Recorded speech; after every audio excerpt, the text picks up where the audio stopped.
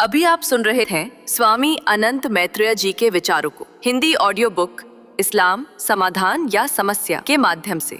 यदि आप स्वामी अनंत मैत्रेय जी के विचारों से सहमत हैं तो उनके इस चैनल को लाइक और सब्सक्राइब जरूर करें और अपने विचारशील मित्रों के साथ शेयर करें। धन्यवाद। आइए चलते हैं विषय की ओर।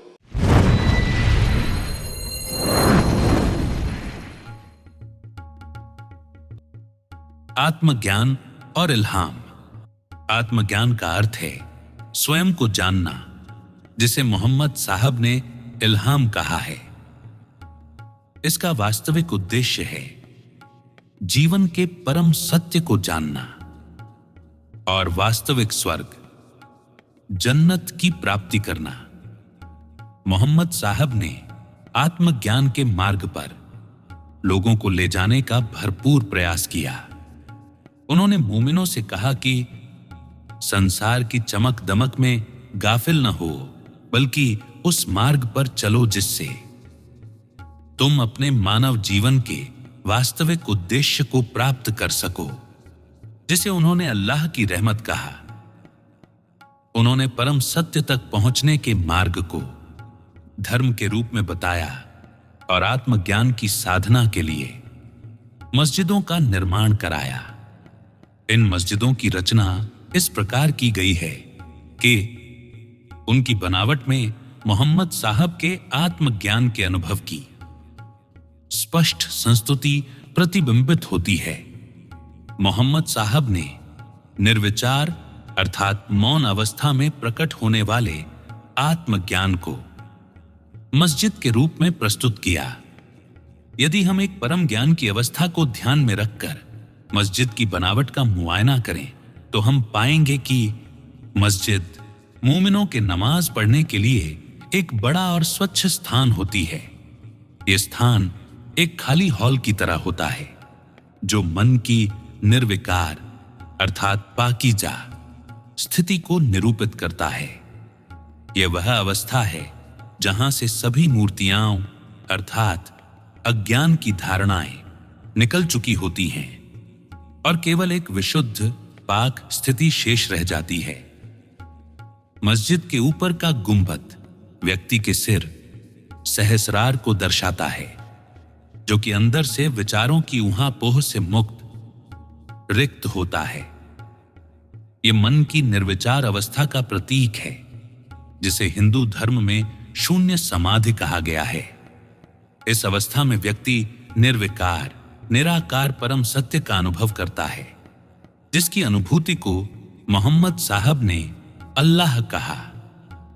अल्लाह का कोई भी रूप नहीं है, इसलिए मस्जिद के ऊपर एक सीधा दंड स्तंभ स्थापित किया जाता है, जो परमात्मा की एकत्व प्रकृति का प्रतीक है।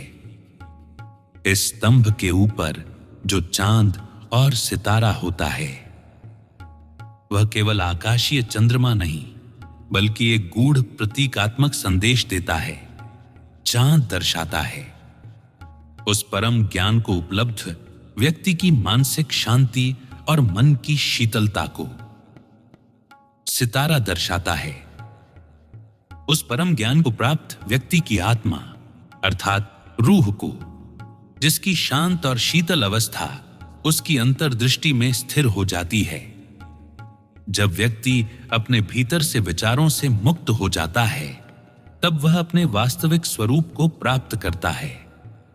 उसकी स्वाभाविक प्रकृति के कारण वह व्यक्ति असीम, गहन, शांत और शीतलता से भर जाता है और परम सत्य का अनुभव करता है।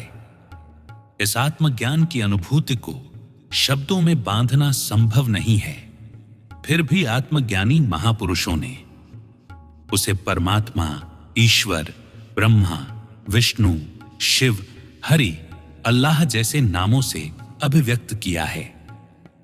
कबीरदास जी ने एक छोटे से दोहे में परम के अनुभव को इस प्रकार कहा: सब धरती कागत करूं, लेखनी सब वन राय, सात समुद्र की मसी करूं, तो भी हरि गुण लिखा न जाए।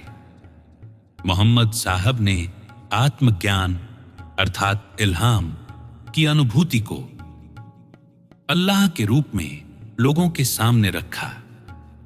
उन्होंने उन मोमिनों से जो उनके दिखाए आत्मज्ञान के मार्ग पर चले उस अनुभूति की गवाही के रूप में प्रमाणित करने के लिए भी कहा।